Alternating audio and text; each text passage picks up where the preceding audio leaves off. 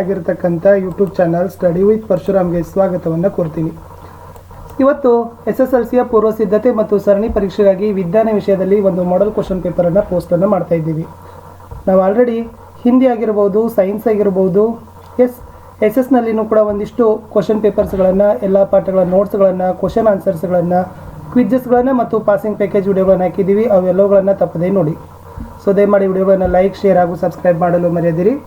So ನಿಮ್ಮ ಒಂದು like, ನಿಮ್ಮ ಒಂದು ಶೇರ್ ನಮಗೆ ಭಾಳಷ್ಟು ಮೋಟಿವೇಶನನ್ನು ತಂದು ಕೊಡ್ತದೆ ಅಂತ ಹೇಳ್ತಾ, ಇವೆಲ್ಲ ಪ್ರಶ್ನೆಗಳನ್ನು ಬಿಡಿಸಿಕೊಳ್ಳಿ, ಉತ್ತರಗಳನ್ನು ಸಿದ್ಧಪಡಿಸಿಕೊಳ್ಳಿ. ಖಂಡಿತವಾಗಿ ಪೂರ್ವ ಸಿದ್ಧತೆ, ಸರಣಿ ಮತ್ತು ವಾರ್ಷಿಕ ಪರೀಕ್ಷೆಯಲ್ಲಿ ಬರ್ತಕ್ಕಂಥ ಸಾಧ್ಯತೆಗಳು ತುಂಬಾ ಹೆಚ್ಚಿಗಿದೆ. ನಮ್ಮದೇ ಒಂದು ಟೆಲಿಗ್ರಾಮ್ ಗ್ರೂಪ್ ಅದ ಸ್ಟಡಿ ವಿತ್ ಪರಶುರಾಮ್, ಲಿಂಕ್ ವಿಡಿಯೋದ ಡಿಸ್ಕ್ರಿಪ್ಷನ್ ಬಾಕ್ಸ್ನಲ್ಲಿ ಹಾಕಿದ್ದೀನಿ, ಅದಕ್ಕೂ ಕೂಡ ಬಂದು ಜಾಯ್ನ್ ಆಗಿ ಅಂತ ಹೇಳ್ತಾ, ಸೈನ್ಸಲ್ಲಿ ಒಂದು 80 ಅಂಕದ ಕ್ವಶನ್ ಪೇಪರನ್ನು ನೋಡುವ. ಪ್ರಶ್ನೆ ಒಂದಿತ್ತು, ಈ ಕೆಳಗಿನವುಗಳಲ್ಲಿ ಇದು ರಾಸಾಯನಿಕ ಕ್ರಿಯೆಯನ್ನು ನಿರ್ಧರಿಸೋದಿಲ್ಲ, ಸರಿಯಾದದನ್ನು ಆಯ್ಕೆ ಮಾಡಿ. ಆಮ್ಲ ಮತ್ತು ಪ್ರತ್ಯಾಮ್ಲ ಇದನ್ನು ಸಂಯೋಗ ಹೊಂದಿ ಲವಣ ಮತ್ತು ಏನನ್ನೇ ಬಿಡುಗಡೆ ಮಾಡ್ತದೆ. ಆಕ್ಸಿನ್ ಜೀವಕೋಶಗಳು ಉದ್ದವಾಗಿ ಬೀಳುವಂತೆ ಮಾಡಿದರೆ ಅಬಿಸಿಕ್ ಆಮ್ಲ ಏನು ಮಾಡ್ತದೆ. ಜೌಲನ ಉಷ್ಣೋತ್ಪಾದನಾ ನಿಯಮದ ಪ್ರಕಾರ ಕೆಳಗಿನ ಹೇಳಿಕೆಗಳಲ್ಲಿ ಯಾವುದು ಸರಿಯಲ್ಲ. ಕೊಟ್ಟಿರೋ ಆಹಾರ ಸರಪಳಿಯಲ್ಲಿ ಹಾವನ್ನು ಒಳಗೊಂಡಿರೋ ಪೋಷಣಾಸ್ತರದಲ್ಲಿನ ಶಕ್ತಿ ಪ್ರಮಾಣ 5 ಕಿಲೋ ಜೌಲ್ ಆಗಿದ್ದರೆ ಹುಲ್ಲನ್ನು ಒಳಗೊಂಡಿರುವ ಪೋಷಣಾಸ್ತರದಲ್ಲಿ ಶಕ್ತಿಯ ಪ್ರಮಾಣ ಎಷ್ಟು ಅಂತ ಕೇಳಿದ್ದಾರೆ. 6ನೇ ಪ್ರಶ್ನೆಯಲ್ಲಿ ಸಂತಾನೋತ್ಪತ್ತಿಯ ವಿಧಗಳನ್ನು ತೋರಿಸ್ತದ ಅಂತ ಕೇಳಿದ್ದಾರೆ.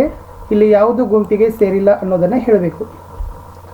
ಮಾನವನ ಕಣ್ಣು ವಸ್ತುವಿನ ಪ್ರತಿಬಿಂಬವನ್ನು ಉಂಟು ಮಾಡ್ತಕ್ಕಂಥ ಭಾಗವನ್ನು ಬರೀಬೇಕು. ಯಾವ ಶಕ್ತಿಯ ಆಕಾರವು ಉತ್ಪಾದನೆ ಹಾಗೂ ಬಳಕೆಯಲ್ಲಿ ಅತಿ ಕಡಿಮೆ ಪರಿಸರ ಮಾಲಿನ್ಯ ಉಂಟು ಮಾಡ್ತದ ಅನ್ನೋದನ್ನು ಬರೀಬೇಕು. ಇನ್ನು 1 ಅಂಕದ 8 ಪ್ರಶ್ನೆಗಳಲ್ಲಿ 9ನೇ ಪ್ರಶ್ನೆ ಕೇಳಿದ್ದಾರೆ. ಅಭಿದ ಮನಿಗಳಿಗೆ ಹೋಲಿಸಿದರೆ ಅಪದ ಮನಿಗಳು ದಪ್ಪವಾದ ಸ್ಥಿತಿಸ್ಥಾಪಕ ಭಿತ್ತಿಯನ್ನು ಹೊಂದಿರಲು ಕಾರಣವೇನು? 10ನೇ ಪ್ರಶ್ನೆ ಇತ್ತು, ಗೃಹ ಬಳಕೆಯ ವಿದ್ಯುತ್ ಮಂಡಲಗಳಲ್ಲಿ ವಿದ್ಯುತ್ ಫ್ಯೂಸ್ನ ಕಾರ್ಯವೇನು? 11ನೇ ಪ್ರಶ್ನೆ, ರಚನಾ ಸಮಾಂಗಿಗಳು ಎಂದರೇನು? 12ನೇ ಪ್ರಶ್ನೆ ಇತ್ತು, 2 ಕವಚ ಹೊಂದಿದ್ದು ವೆಲೆನ್ಸ್ ಕವಚದಲ್ಲಿ 5 ಎಲೆಕ್ಟ್ರಾನ್ಗಳನ್ನು ಹೊಂದಿರೋ ಧಾತುವನ್ನು ಬರಿಬೇಕಿತ್ತು.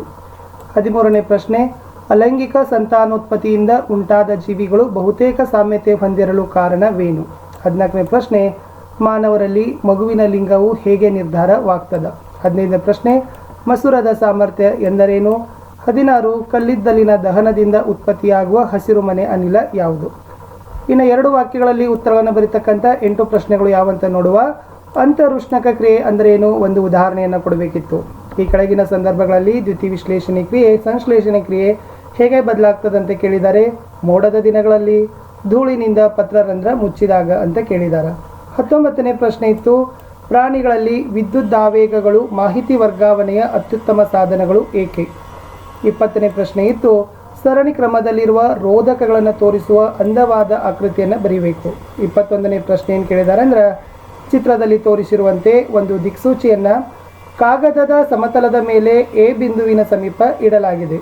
ಎ ಬಿಂದುವಿನ ಮೂಲಕ ಹಾದು ಹೋಗುವಂತೆ ಕಾಗದದ ಮೇಲೆ ಯಾವ ಸಮತಲದಲ್ಲಿ ಇಟ್ಟಾಗ ದಿಕ್ಸೂಚಿಯು ಸ್ಥಾನಪಲ್ಲಟ ತೋರಿಸುವುದಿಲ್ಲ? ಯಾವ ಸಂದರ್ಭದಲ್ಲಿ ದಿಕ್ಸೂಚಿಯ ಸ್ಥಾನಪಲ್ಲಟವು ಗರಿಷ್ಠವಾಗ್ತದೆ ಅಂತ ಕೇಳಿದ್ದಾರೆ. ಇನ್ನು 22ನೇ ಪ್ರಶ್ನೆ ಇತ್ತು, ಪಿನ ಮೊಸರದ ಮುಂದೆ 2F ಹಾಗೂ Fಗಳ ನಡುವೆ ವಸ್ತು ಇಟ್ಟಾಗ ಪ್ರತಿಬಿಂಬ ಉಂಟಾಗ್ತಕ್ಕಂಥ ರೇಖಾಚಿತ್ರವನ್ನು ಬರೀಬೇಕಿತ್ತು. 23ನೇ ಪ್ರಶ್ನೆ, ಒಬ್ಬ ವಿದ್ಯಾರ್ಥಿ ರಾತ್ರಿ ಆಕಾಶವನ್ನು ವೀಕ್ಷಣೆ ಮಾಡುತ್ತಾ ನಕ್ಷತ್ರಗಳ ಸ್ಥಾನವನ್ನು ಗುರುತಿಸ್ತಾನೆ. ಅವನು ನೋಡಿದ ನಕ್ಷತ್ರಗಳ ಸ್ಥಾನಗಳು ವಾಸ್ತವದಲ್ಲಿ ನಿಜವೇ? ನಮ್ಮ ಉತ್ತರವನ್ನು ಸಮರ್ಥಿಸಿರಿ ಅಂತ ಏನು ಮಾಡಿದ್ದಾರೆ, ಪ್ರಶ್ನೆಯನ್ನು ಕೊಟ್ಟಿದ್ದಾರೆ. ಇನ್ನು 2 ಅಂಕಕ್ಕೆ ಲಾಸ್ಟ್ ಕ್ವಶನ್ ಇತ್ತು, ಪವನ ಶಕ್ತಿ ಬಳಸಿಕೊಳ್ಳಲು ಇರತಕ್ಕಂಥ ಮಿತಿಗಳನ್ನು ಪಟ್ಟಿ ಮಾಡಿ ಅಂತ ಏನು ಮಾಡಿದ್ದಾರೆ, ವಿದ್ಯಾರ್ಥಿಗಳೇ ಕೊಟ್ಟಿದ್ದಾರೆ.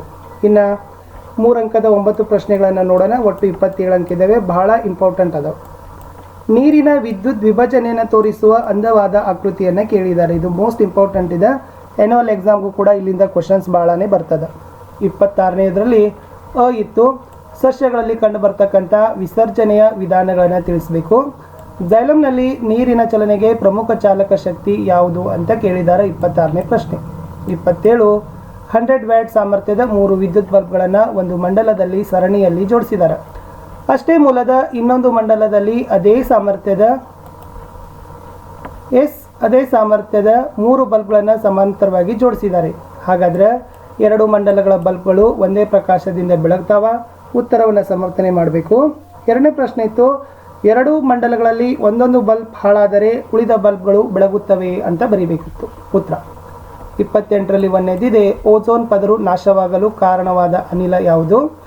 ಜೈವಿಕ ವಿಘಟನೆಗೆ ಒಳಗಾಗುವ ಹಾಗೂ ಜೈವಿಕ ವಿಘಟನೆಗೆ ಒಳಗಾಗದ ಮಲಿನಕಾರಕಗಳು ಎಂದರೇನು? 29ನೇ ಪ್ರಶ್ನೆ ಇತ್ತು, ಮೆಂಡೆಲಿವ್ರವರ ಆವರ್ತ ಕೋಷ್ಟಕವು ಹೊಸ ಧಾತುಗಳ ಆವಿಷ್ಕಾರಕ್ಕೆ ಹೇಗೆ ಕಾರಣ ಆಯಿತು? ಆಧುನಿಕ ಆವರ್ತ ಕೋಷ್ಟಕವು ಎಷ್ಟು ಗುಂಪು ಮತ್ತು ಆವರ್ತಗಳನ್ನು ಒಳಗೊಂಡಿದೆ? 30ನೇ ಪ್ರಶ್ನೆ, ಹೂವಿನ ನೀಳ ಛೇದವನ್ನು ತೋರಿಸುವ ಅಂದವಾದ ಆಕೃತಿ ಬರೆದು ಭಾಗಗಳನ್ನು ಗುರುತಿಸಬೇಕಿತ್ತು. 31ನೇ ಪ್ರಶ್ನೆ ಕೇಳಿದ್ದಾರೆ, ತರಗತಿಯೊಂದರಲ್ಲಿ ಶಿಕ್ಷಕರು ಹಕ್ಕಿಗಳಲ್ಲಿ ಗರಿಗಳ ವಿಕಾಸವು ಹಾರುವಿಕೆಯೊಂದಿಗೆ ಯಾವುದೇ ಸಂಬಂಧ ಹೊಂದಿಲ್ಲ ಎಂದು ಹೇಳ್ತಾರೆ. ಶಿಕ್ಷಕರ ವಾದವನ್ನು ಒಪ್ಪಬಹುದೇ ಅಂತ ಕೇಳಿದ್ದಾರೆ. 32ರಲ್ಲಿ ಅ ಇತ್ತು, ಪಿನ ದರ್ಪಣ ಹಾಗೂ ನಿಮ್ನ ದರ್ಪಣಗಳಿಗಿರುವ ಎರಡು ವ್ಯತ್ಯಾಸಗಳನ್ನು ಪಟ್ಟಿ ಮಾಡಬೇಕು. ಆ ಇತ್ತು, ಕೊಟ್ಟಿರುವ ನಿಮ್ನ ದರ್ಪಣದ ವಾಸ್ತವ ಸಂಗಮ ದೂರವನ್ನು ಹೇಗೆ ಕಂಡುಹಿಡಿತೀರಿ?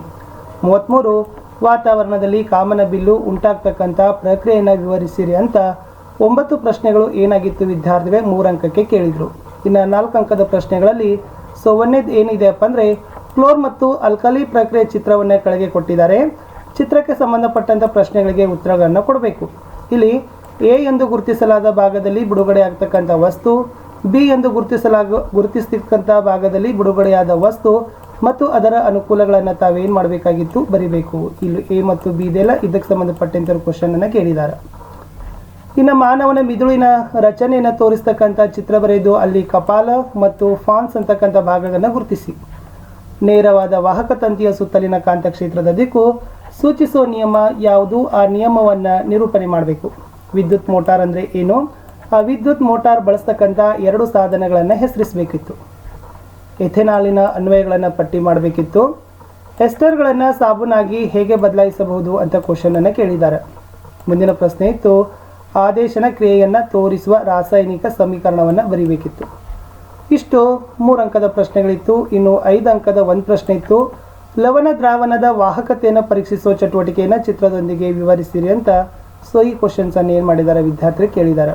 ಇಲ್ಲಿಗೆ 80 ಅಂಕಗಳ ಸೈನ್ಸಲ್ಲಿ ಮೋಸ್ಟ್ ಇಂಪಾರ್ಟೆಂಟ್ ಆಗಿರ್ತಕ್ಕಂಥ ಒಂದು ಮಾಡೆಲ್ ಕ್ವಶನ್ ಪೇಪರನ್ನು ನಾವು ಏನು ಮಾಡಿದ್ದೀವಿ ವಿದ್ಯಾರ್ಥಿಗಳ ಅನುಕೂಲಕ್ಕಾಗಿ ಪೋಸ್ಟನ್ನು ಮಾಡಿದ್ದೀವಿ. ತುಂಬ ಇಂಪಾರ್ಟೆಂಟ್ ಆಗಿರ್ತಕ್ಕಂಥ ಕ್ವಶನ್ಸ್ಗಳಿದ್ದಾವೆ ವಿದ್ಯಾರ್ಥಿಗಳೇ.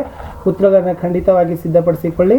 ವಿಡಿಯೋಗಳನ್ನು ಲೈಕ್, ಶೇರ್ ಹಾಗೂ ಸಬ್ಸ್ಕ್ರೈಬ್ ಮಾಡಲು ಮರೆಯದಿರಿ ಅಂತ ಹೇಳ್ತಾ ಮತ್ತೆ ಸಿಗ್ತೀನಿ ಹೊಸ ವಿಡಿಯೋದಲ್ಲಿ. ಅಲ್ಲಿಯವರೆಗೂ ಬಾಯ್.